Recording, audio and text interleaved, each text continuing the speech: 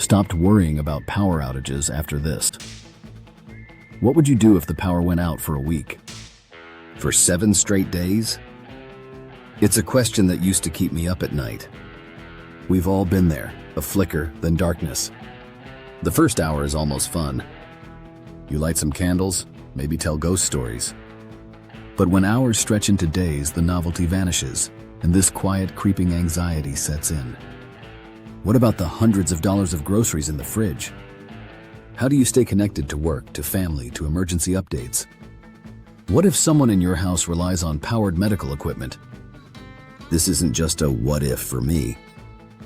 Last year, a freak storm knocked our entire region offline.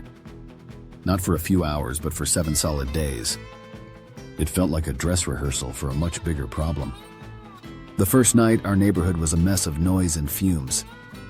You could hear the sputtering roar of gas generators firing up, one after another, droning on through the night. People made panicked runs to the store only to find the gas stations were down and the grocery shelves were bare. It was a stark reminder of just how fragile our modern lives are. But inside my home, it was quiet. There was light. And most importantly, there was normalcy. All because of this one box. The blackout and the problem. Those first 24 hours of the outage were the most revealing. My phone's battery was dying, and with no cell service, it was just a useless brick anyway. My biggest worry, though, was the food. I could almost feel the temperature inside the fridge slowly climbing hour by hour. We were doing our best to keep the doors shut, but that's a losing battle against time. I watched my neighbor, a good guy, hauling coolers to his truck for a desperate and ultimately failed search for ice. Another neighbor's gas generator was so loud they had to shout over it in their own backyard, not to mention the cost of keeping that thing fed with gasoline. We're a connected family. My wife and I both work from home, and our kids have online schoolwork. Without the internet, we were completely cut off. No work, no school, no idea when the power might come back on. The silence of a powerless house isn't peaceful, it's unsettling. It's the silence of isolation. The first couple of days were a test of patience. By day 3, it was a test of sanity. The kids were bored out of their minds. We were eating canned food and reading by flashlight. It felt like we'd been thrown back in time. And let me tell you, it wasn't the romantic, simple life you read about. It was just stressful.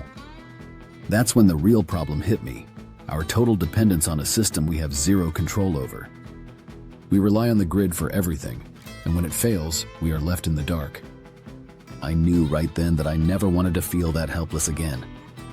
That anxiety, that complete lack of control, that was the real emergency. An oasis of normalcy, but like I said, inside my house it was a different story. While my neighbors were dealing with the noise and fumes of gas generators, our home was an oasis of quiet. While they were dumping spoiled food, I was making a fresh pot of coffee. The refrigerator was humming along, its little light greeting me every time I opened it. Our Wi-Fi router was blinking away, our laptops were charged, and our phones were at 100%. My kids were watching a movie, and I was actually able to check the utility company's website for updates. It wasn't magic.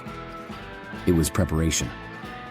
And it all centered around a single piece of tech I'd invested in months earlier, hoping I'd never need to test it like this, a portable solar generator. So how did we keep the lights on? Let me show you. This is the Jackery HomePower 3000. For me, this box represents complete peace of mind.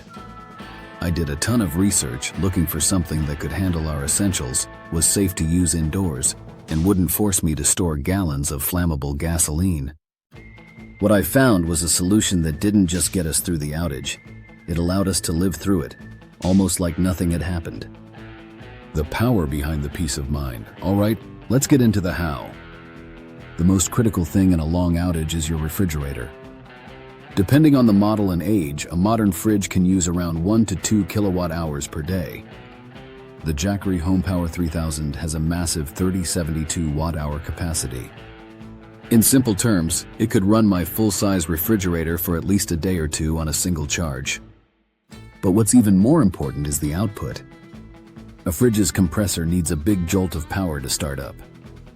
The Home Power 3000 has a continuous output of 3,600 watts and can surge up to 7,200 watts, which means it didn't even flinch when the fridge kicked on. Next up, connectivity.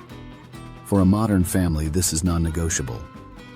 I plugged in our Wi-Fi router, my laptop, and my wife's laptop. These devices use very little power, so they barely made a dent in the battery. We were able to stay online, get work done, and keep in touch with the outside world. This wasn't a luxury, it was the thing that kept our lives moving. And then there are the little things that keep your sanity. A simple coffee maker, a fan to move the air around, a lamp in the living room so we could read at night. These small comforts made a world of difference. They turned a crisis into just an inconvenience. One of the coolest features is its function as an uninterruptible power supply, or UPS. I keep my main computer plugged into the Jackery, which is plugged into the wall. When the power first cut out, the switch to battery happened in under 20 milliseconds. My computer didn't even flicker. For anyone working from home with sensitive electronics, that feature alone is priceless.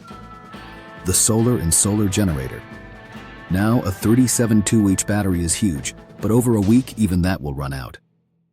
This is where the solar part of the solar generator becomes the real game changer. The next morning, I carried my Jackery Solar Saga panels out to the backyard. The Home Power 3000 can take in up to 1,200 watts of solar input, which is a serious amount of power.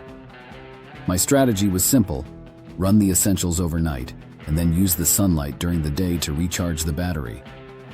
It was a perfect cycle of consumption and generation. The sun was literally refueling my power supply for free, quietly and cleanly. While my neighbors were stressing about gas stations running dry, my fuel source was hanging 93 million miles away in the sky, a fuel source that never runs out. This is what true power independence feels like. It's not just having a backup, it's having a backup that can sustain itself, potentially forever. Answering the key questions. Whenever people see this setup, they always ask a few questions. First, isn't it complicated? Absolutely not. This thing is plug and play. You plug your appliances into the front, just like a normal wall outlet. It has multiple AC ports, USB-A ports, and even high-power USB-C ports for charging new phones and laptops directly. The screen on the front tells you exactly what's going in, what's going out, and how much time you have left. It's incredibly easy to use. Second, is it loud and smelly like a gas generator? No, and this is a massive win. It's completely silent, other than a faint hum from the cooling fans when it's under a heavy load. And because it has zero emissions, it's perfectly safe to use indoors. I kept it right in our living room, where it was easy to get to and protected from the weather. No noise complaints, no toxic fumes, no wrestling with a heavy, greasy machine. Is it a good long-term investment? This is where the battery tech inside gets really important. The Home Power 3000 uses something called a Life PO4 battery. All you need to know is that this type of battery is incredibly stable and built to last. It's rated for over 4,000 charge cycles, which works out to about 10 years of reliable everyday use. This isn't some disposable gadget, it's a long-term piece of home infrastructure. It also has something called zero-drain technology, meaning you can charge it, stick it in a closet for a year, and it'll still have most of its charge when you pull it out. It's always ready to go. Conclusion: that week-long blackout taught me a valuable lesson. The greatest feeling of security doesn't come from having more canned food or a bigger flashlight. It comes from resilience. It's the ability to keep life normal in the face of chaos. It's knowing my family can stay warm, stay fed, and stay connected, no matter what's happening outside our door. A power outage used to be a source of real anxiety for me. Now, it's just an inconvenience. This box, this simple, silent, powerful box, has fundamentally changed my relationship with the grid. It's more than just backup power. It's independence. It's taking control back. And that peace of mind is the real power. It has been a true game changer for my family. Thanks for watching, and stay prepared.